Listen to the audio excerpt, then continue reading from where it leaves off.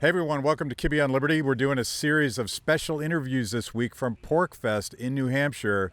This is a project of the Free State Project, and it's a gathering of libertarians and constitutional conservatives, Republicans. We even had some converted progressives here who are looking for liberty, and we're hanging out in this beautiful place, and these conversations are going to be awesome. Check it out. That's why he did not want to come. My goodness. I mean, husbands are somewhat unreliable. Oh yeah, it's okay. He's gone. Maybe Yeah, he's gone. yeah, That's he's good. gone. Because he thinks he heard hundreds times. He's bored when I talk. So we were supposed to do this last year Right.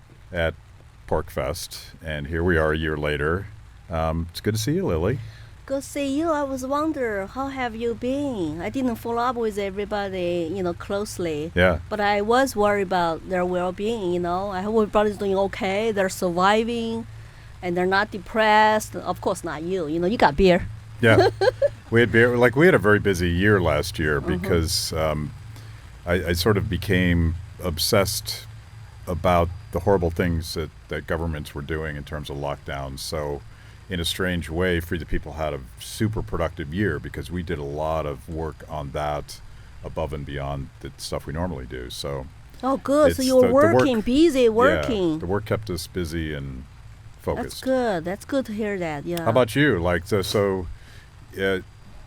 The PorcFest met last year. Heroes.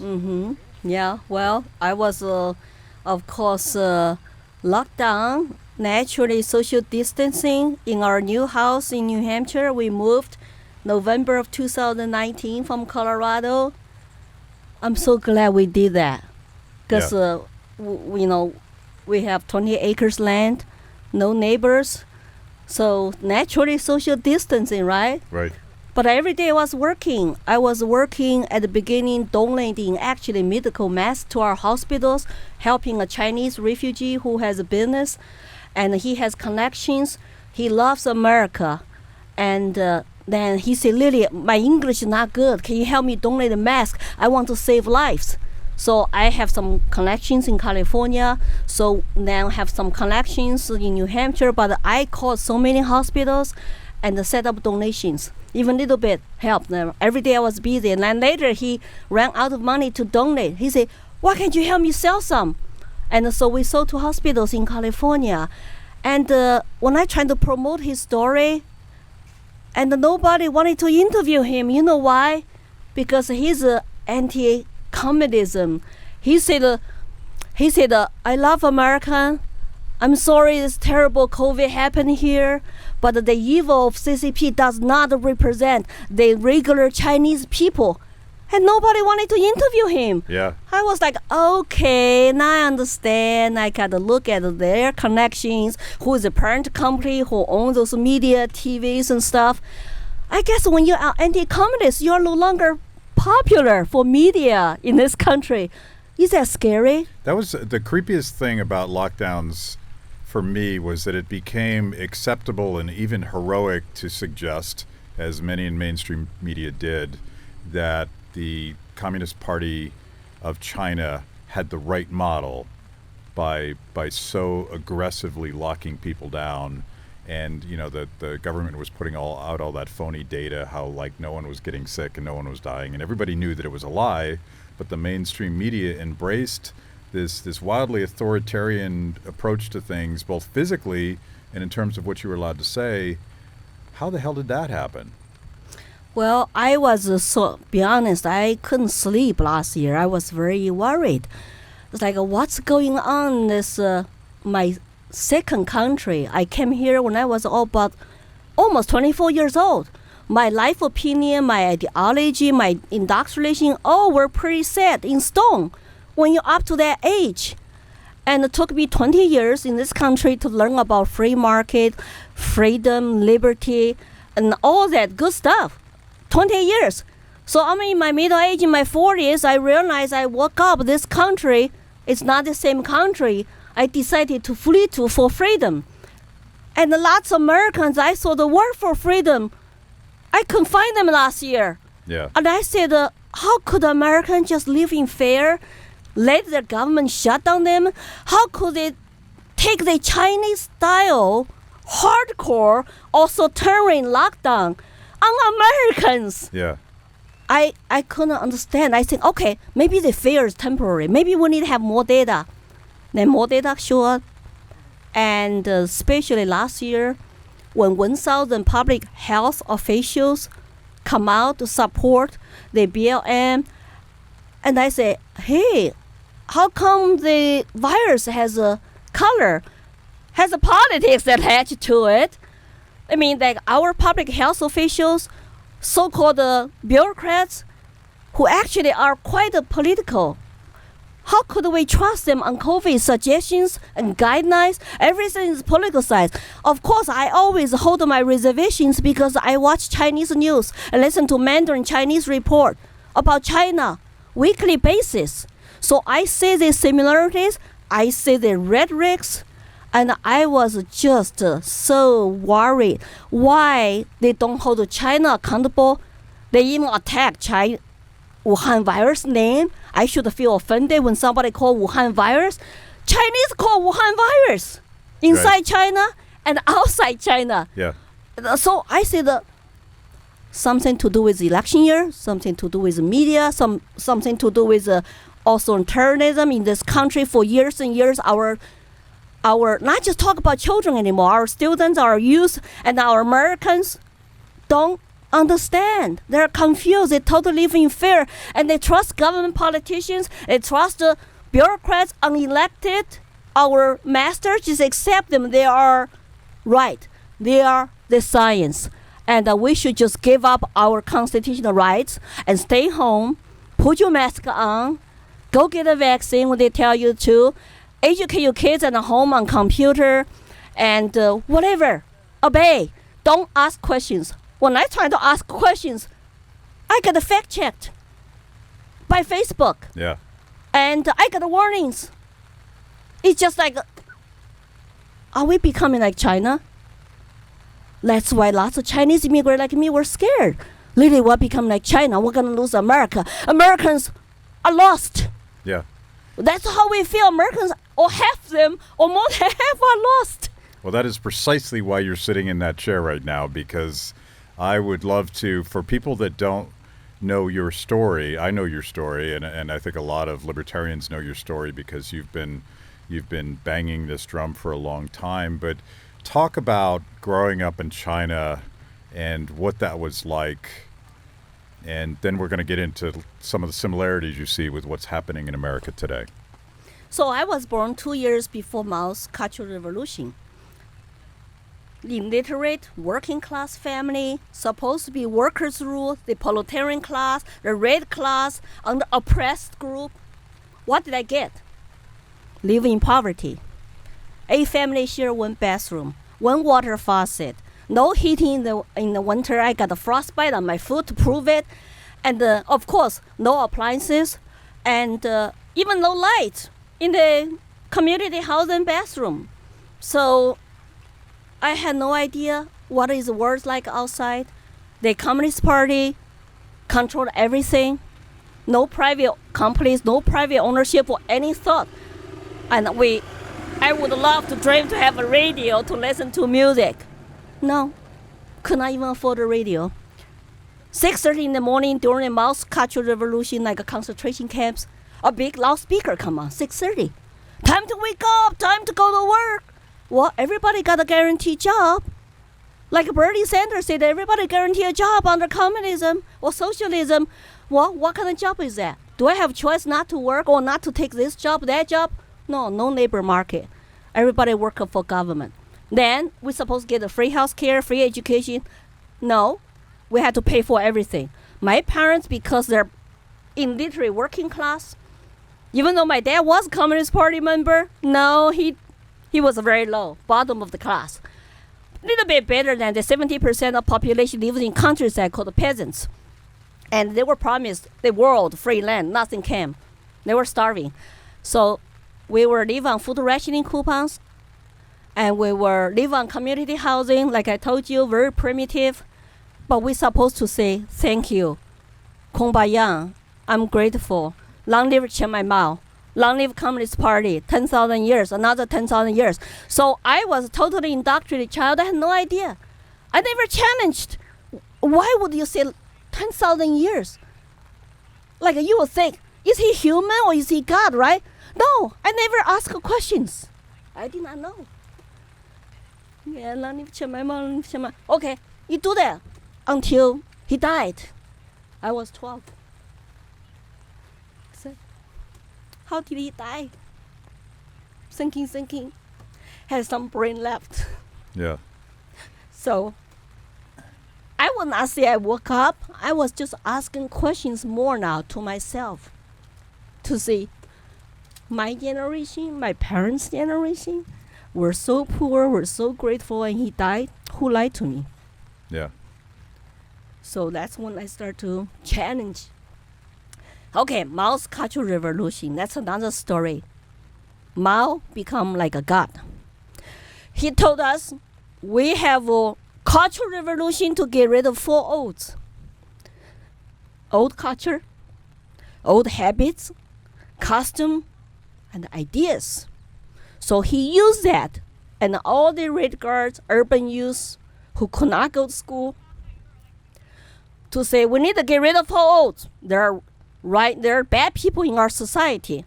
Then he divided people like a typical Marxist do: oppressor group, oppressed group. But he put the 5 black classes under the oppressor group. Who are they? Landlords, rich peasants, and of course the bad influencers of society. That's very subjective, right? And the rightists, like who are they? So it's all party classify them 5 black classes under the oppressor group, and I was supposed to be red child, under oppressed. The workers, poor, revolutionary, murders, and of course PLA soldiers, and of course the Communist Party members, officials.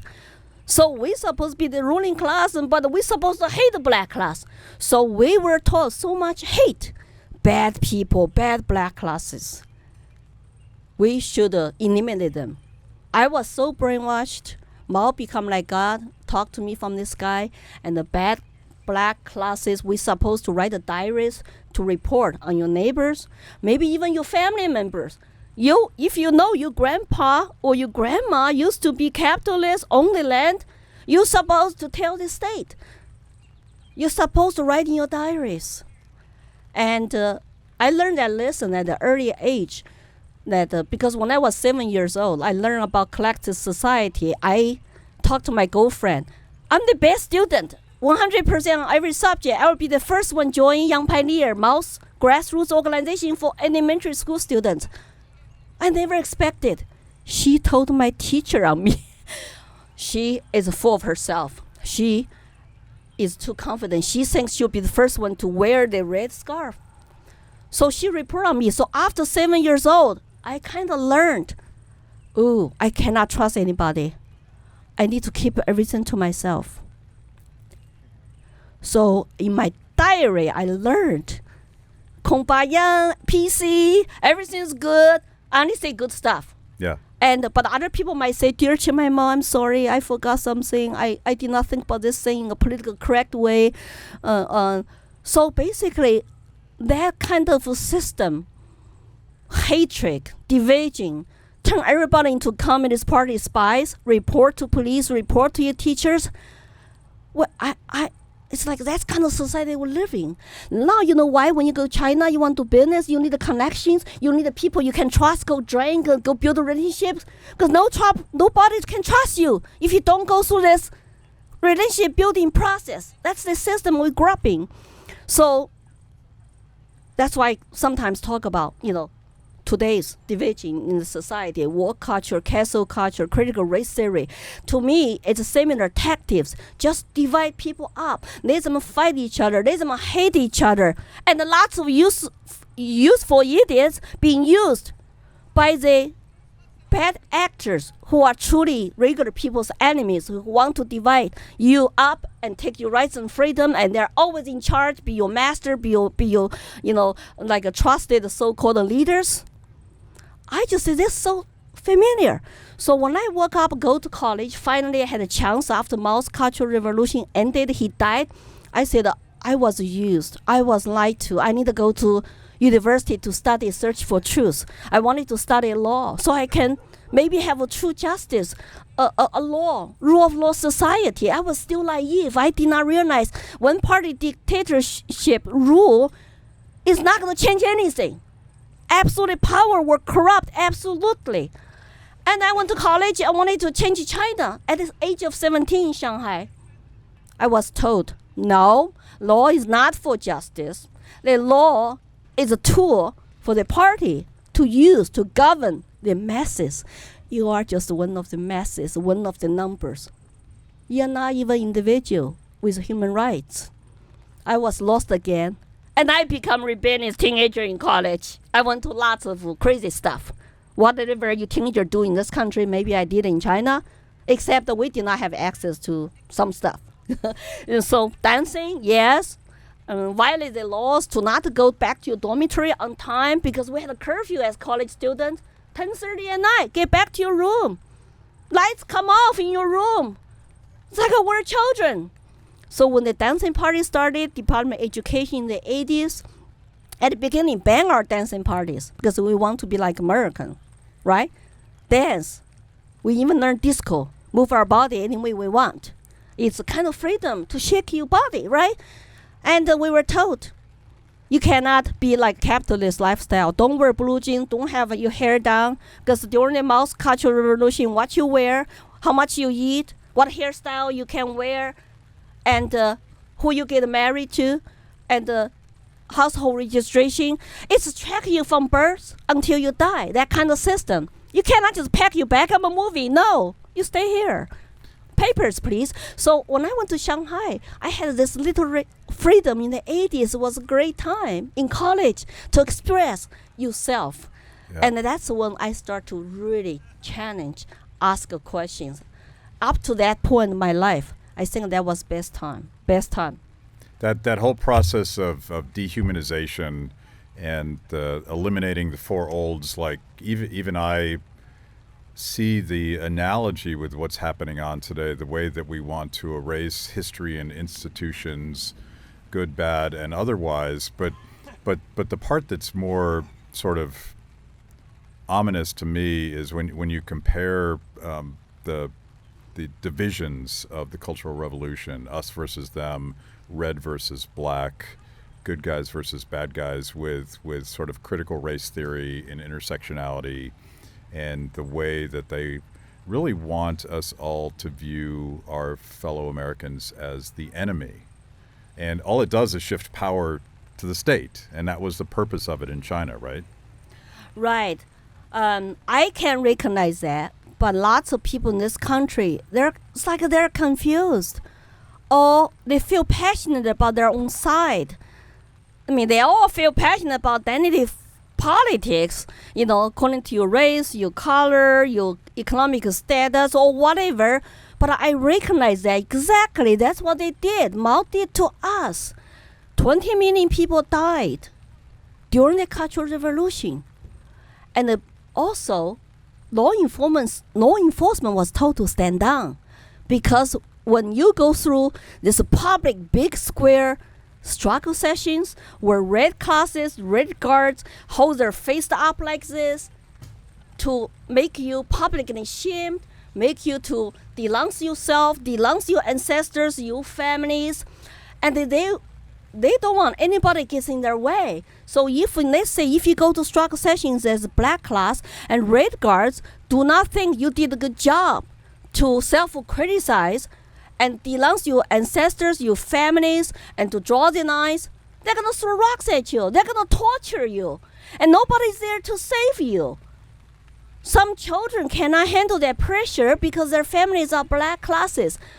And the only way they can preserve themselves is to say, I'm going to change my last name from Wang to Tang. or Tang to Zhang. So I would say to the country and to the Red Guards, to the party, I changed my name. I denounce my families. I draw the line. They're no longer my families. How sad is that? They're like 16, 15 years old. Yeah. And their family just watching them with tears. And sometimes you see your family getting tortured in front of your eyes. Someone died. Think about they live with their guilt all their lives. And those stories need to come out. But we still, are fighting communism, and Chinese people still not free. We even don't have a cultural revolution, a good movie or good museum to talk about those victims. Yeah.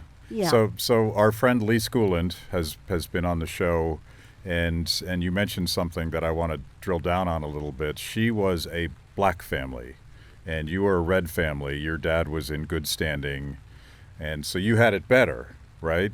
Well, actually, if my grandfather, was living that time, he was a landowner, and he died of mysterious disease. And in order to treat his disease, he sold all his land.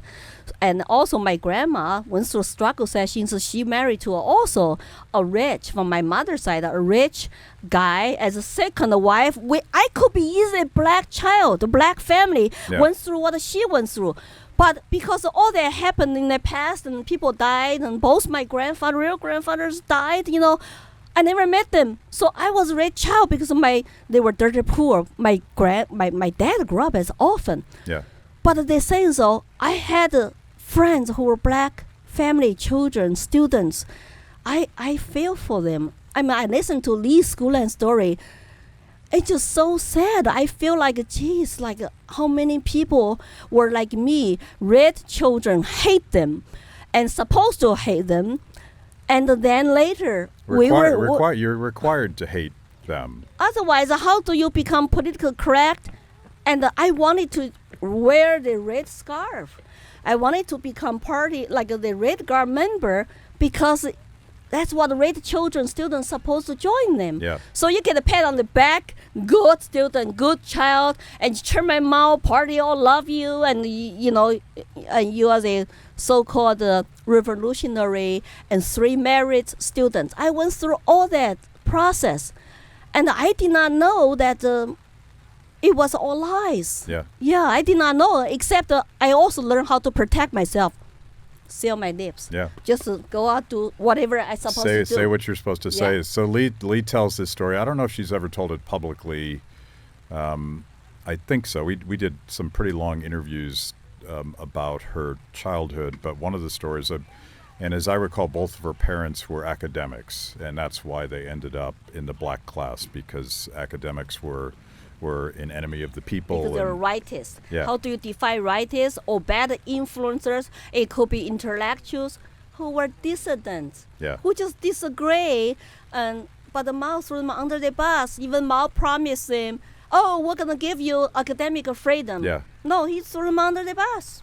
The creepy thing, there's lots of creepy things about her story, but one of the things that she talks about is a horrible experience where her mom was beaten by her neighbors. And that's what, going back to this whole dividing us and separating us and categorizing us, and I see that dynamic in critical race theory. I see it in intersectionality, but I also see it, we're now talking, and it looks like we've been able to push back on this, vaccination passports, and whether or not you're wearing a mask. It's become a political question as opposed to a health question, and you have strangers judging you, asking you, getting up in your face if you haven't complied with the one path forward defined by the government. I don't think I'm being hysterical in suggesting there's an analogy here to how bad it could get based on your experience. Well, it's very scary for me to think about. We don't have choices anymore as individuals, and we don't have privacy. We don't have even health freedom when we are conditioned by the politicians, bureaucrats, and the media to condemn people, shame people just because they have different opinions. or they choose different than what you do, and then neighbors, the community people will turn on each other, and they can call police come to arrest you. They can go to your home, harass you. They can shut you down your church. That's why I decided that I even want to come out louder to tell my stories. Lots of people need to know. Don't you know what you're doing to your fellow citizens? It's exactly what the communists want you to do and Marxists want you to do. When BLM come out, the founders, I'm not talking about peaceful protesters, I'm talking about the founders come out, we are trained Marxists. It's like, who trained them? Who found them? How long they have been prepared for this to have a cultural revolution on American soil, right? Yeah. I mean, I have been warning people about America is go down wrong path for a long time. But the last year was really at the height of this. And I also know what the Chinese government, the CCP, wants to achieve in America. I have been following up what they're doing. So I feel just this country is really in crisis. And the people still don't feel urgently about that.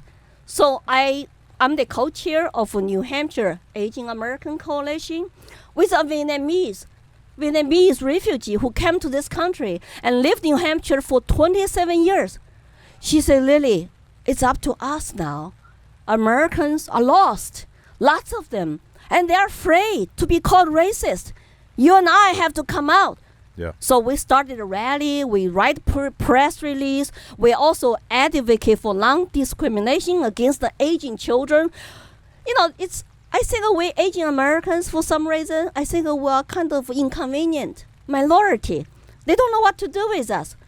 Same time, they want to say anti-Asian hate, Wuhan virus is racist name, or whatever.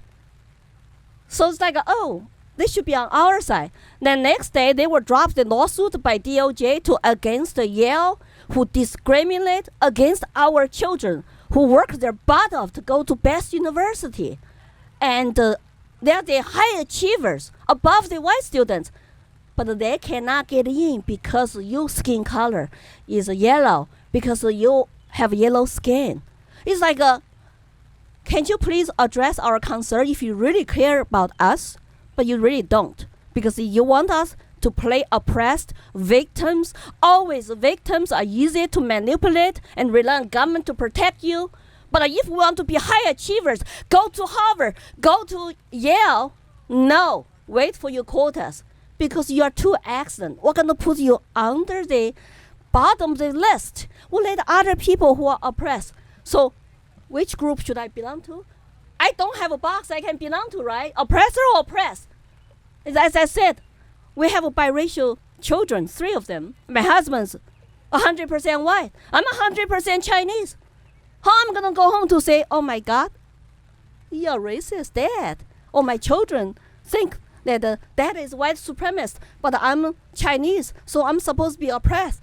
But my husband actually is always saying to people, oh, no. I'm the one who is oppressed in the home by very tough lady from China. Look, I'm married. I understand oppression. Oh, yeah. Oh, yeah, I guess I don't you know know if Terry's same thing. around. I know.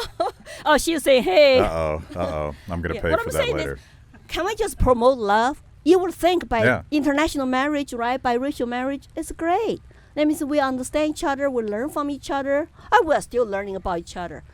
He thinks I'm fascinating and, because I'm not predictable, which is good. And we learn about each other's culture, history, ancestry, and the personality, and it's great. Right. But there's lots of interracial marriages, and that's why I want the people. I want 99% Americans to be united, not divided. That's how you lose a country and lose our freedom too, to the Marxists who want to divide us.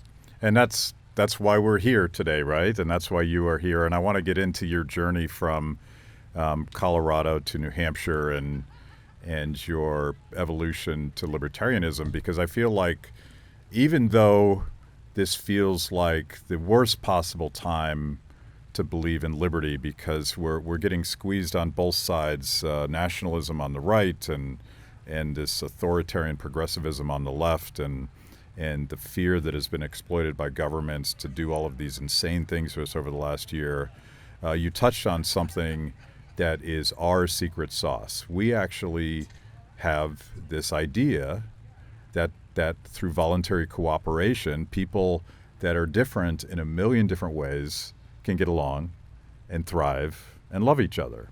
That's the libertarian story. And you decided, I don't know what it was, and you'll correct me, but 2 or 3 years ago, maybe 4 years ago, you decided that you and your husband were going to move from Colorado to New Hampshire. Why did you do that? Well,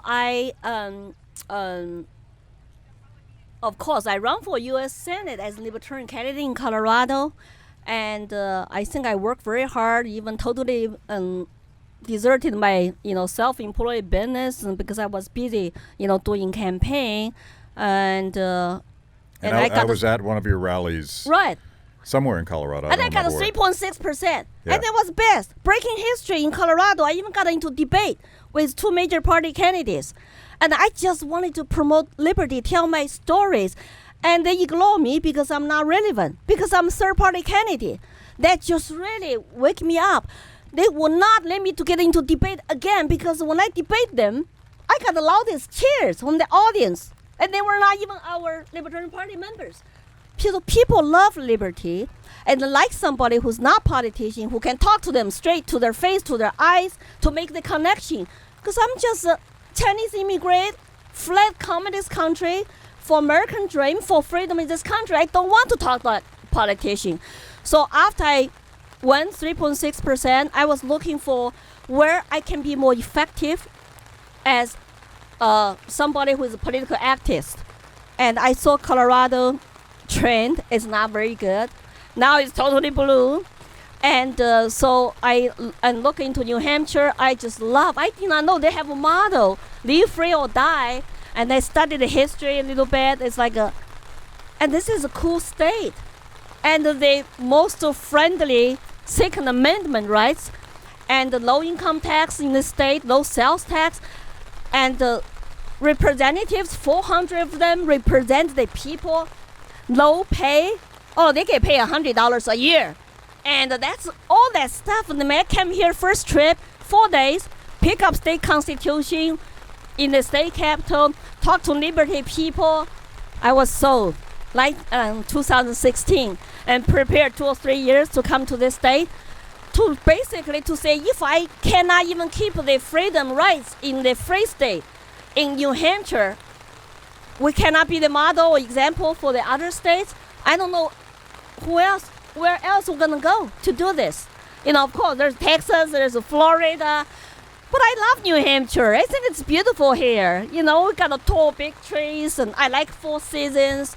I like the mountains. Then we have rivers and lakes. Oh, I should maybe get hired by New Hampshire tourism department, right? It's like I just loved it. Yeah. So I come here to be effective and to live really the spirit of live free or die. So finally we moved November of 2019, right before the shutdown. That was great timing. And for those of you listening to this as a podcast, we are under a tent and it started to rain, so don't blame the bad sound on Logan, our sound engineer.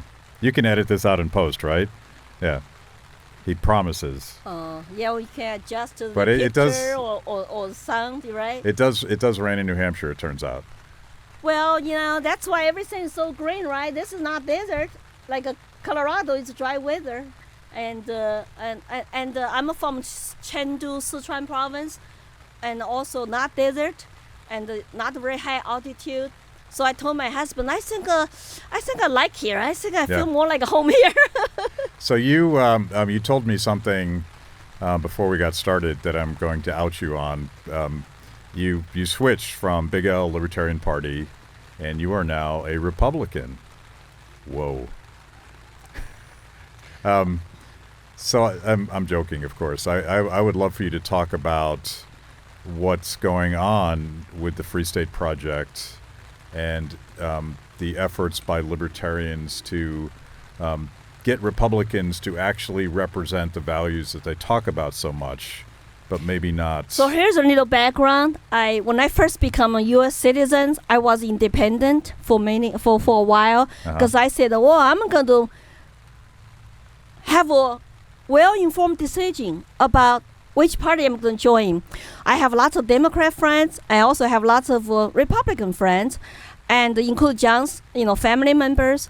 But I wanted to study on my own because after I went through Mao indoctrination, I truly appreciate to be an independent thinker. And nobody can ever force anything on me. So I did the research. I studied the platform. Oh, Republican Party platform, small limited government, really sold to me. My English wasn't even good enough, but I understand that part. I understand, constitutional rights, and of course, Ron Paul really made a big impression on me. And so I joined the Republican first as a citizen. And I did my internship in state capitol in Colorado, and with a budget committee chair who was a Republican. And I learned grassroots activities, and I become HOA board member, charter school board member, and exercise power as a parental right. And I did all that in order to learn about my new country. How do I get involved as a new citizen? And but then 2008, I realized under Bush, when they bailed out the banks, they abandoned the small limited government. No child left behind, expansion of the Medicare, and the Patriot Act, and all the violation of privacy. It just woke me up to say, what's going on with this party? I don't like it anymore. And my husband told me, do you know in the United States we have lots of parties? I said, like what? Then he told me about Libertarian Party and the Green Party and all the other parties. And so I checked into Libertarian Party platform. Platform is great. I say, okay, I'll get involved. I go to their party meetings instead of Republicans. And that was 2008, first time I really woke up to see, what kind of direction we're going to. So, and lots of liberty-loving people there. And I become a chair one time, 2015. I ran State House, U.S. Senate. I ran twice. But as I said, the problem is that in Colorado, you can run anything you want because you can get on the ballot. In New Hampshire, you cannot. And also, I found out that as small parties, they keep you out of debate. So I just want to be effective for liberty. My North Star, is freedom in this country. That you have to be effective. How am I going to let people listen to my stories if nobody is even including me in the debate or my name is on the ballot? So, of course, party has issues too. Lots of people spend time, instead of advance liberty, they're fighting each other or attacking each other. You're already small tent, you're fighting each other. I don't get it. I don't get involved with that. Libertarians fight with each other? Does that happen, guys? Yeah. No, that never happens. Is that too much individualism or what? But fundamentally, we need to respect each other. Yeah. Let's say you and I disagree. I pick up phone to say, hey, Matt, what's going on? Can you explain this to me? I don't understand. And solve that privately and focus on outside and advance liberty. That's why I put, Dave Smith on the spot to say, hey, people even don't understand. Either horrors of communism, socialism. Our young people also don't know about libertarianism. Have we been effective at all to win people over from the public? That's why I'm worried to death we're losing America as our country. And everybody just kind of agree with me. They give me a loud, hands and stuff. But that's truly my concern. I want to advance liberty. I don't want to relive in China. I don't want to relive a totalitarian society. So I decided I'm going to be here effective and grassroots organizing, get my message, stories out, inspire people. Politics is local. If you cannot even get the school members listen to you and get the police come to arrest you like Virginia County, how are you going to do anything? You are taxpayers, and you elect these people who pretend that they are your tyrants. It's crazy. Yeah. So politics local. So I decided I'm going to be involved with the Republican Party. I like lots of Republican members in this state because there are lots of them are like us. They want small limited government. So we just have to get those people more involved in politics, get them elected, so that way that we're not going to, spend lots of time just to, watch the radical left to run us over. And you're a Republican Party official? What is your role? And I come here volunteer to reboot the WARE committee last year because it was election year. I want to get our representatives elected. And the last January, we had the election, and I got elected again as chair of the committee. And then we have team now, 4 people instead of just the 2 people I was appointed. I put another vice chair, my actual best friend in my town. And so now we have an official committee and team. We have monthly meeting. I'm a state delegate. I'm a county delegate. I'm also I'm elected the supervisor of the checklist in my town last March. So I'm doing my duty as a public servant. And I also run the New Hampshire Asian American Coalition. So one person in 18 months, I wish I could do more. And I'm trying to do all the interviews, all the speakings, and educate people. And I always ask people, please don't demonize our American citizens. You can demonize, know who your real enemies are, but we need to reach out to public. I don't want to, every time when I come to PorcFest, we'll talk about the same thing, and another year goes by, nothing gets done.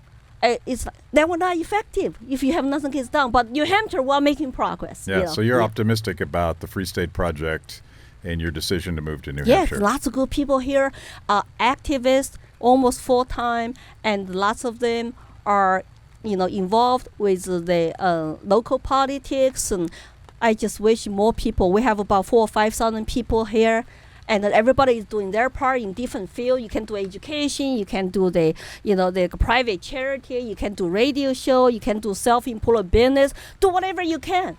But if you don't do anything, then don't complain to me about what become a totalitarian state.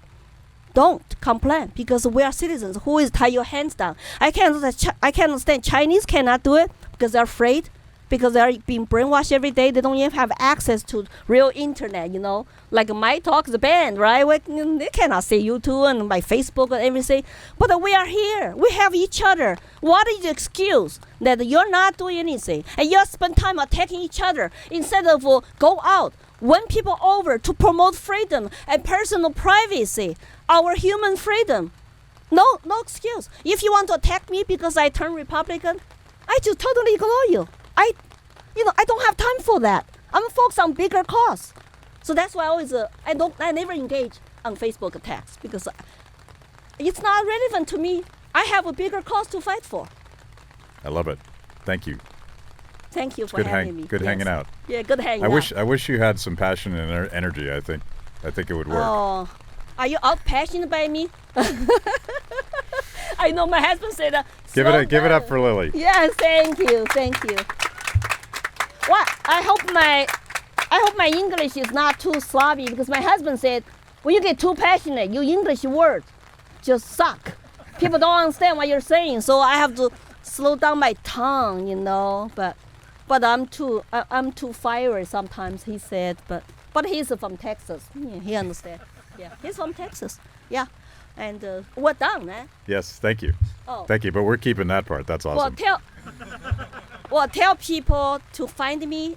My page is Lily for Liberty. Lily. Oh, I'm sorry. I forgot to ask you that. Like, we're still rolling, right? Yeah. So how do we find Lily Tang Williams? And do you bottle this energies? Because a lot of us would need some of that. Well, I have a page. I started actually 2014.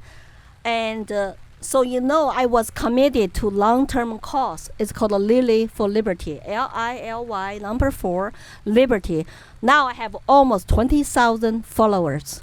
So I have lots of followers even from other countries, including, I'm hoping that from communist socialist countries. They always tell me, Lily, tell Americans what it is. That we cannot lose America, because they still think America is the shining city on the hill for freedom, because there's not so, even people in Canada, they're not so hopeful there, or EU. And my Twitter is also same thing, Lily for Liberty. I'm on Instagram, MeWe, YouTube, Lily Tang Williams. has lots of YouTube videos there. I need more subscribers. Right now I'm about 4,000, but Twitter's 6,000. Please go there. You have my permission, everybody. Use my messages, my posts, my videos to send to everybody, especially you school board members who want to teach CRT, and teachers who don't understand this is a mass cultural revolution. The Marxists, they don't care about your race, okay? They don't care about your skin color or you are poor or not. They make everything sounds good. But you all will be thrown under the bus if you buy into that. Because once the communists take over, guess what? Doesn't matter if you support them at the beginning or not, just like what happened under Mao. They threw you on the bus. They can kill you. They can knock you up. Look how many people today lock up in China and people don't talk about it. Human rights lawyers, 30 of them disappeared and they're locked up. They cannot defend their clients because themselves is locked up. And the people don't understand communist China's true colors. So my another job is constantly tell them what's also happening in China, what is the similarities with their tactics, our government tactics. Why are all the tyrants learning from Communist Party tactics? That tells you why. They all want the power and control over regular people. We don't have a special interest. We don't have people represent us in Washington. So we have to run ourselves. No God, no Trump, nobody can save us. We have to save ourselves. Let's leave it there. That is awesome. Give it up one more time. Thank you. Thank you. Yeah, thank you. Fantastic. Oh, good. I'm glad. That was amazing. Where can I get more content just like that? It's a great question. You're clearly a discerning consumer of the best content. Make sure to like the video, subscribe, and click the bell. And if you're consuming podcasts, go to Apple, Stitcher, anywhere you get them. I'm in. Kibbe on Liberty, honest conversations with interesting people.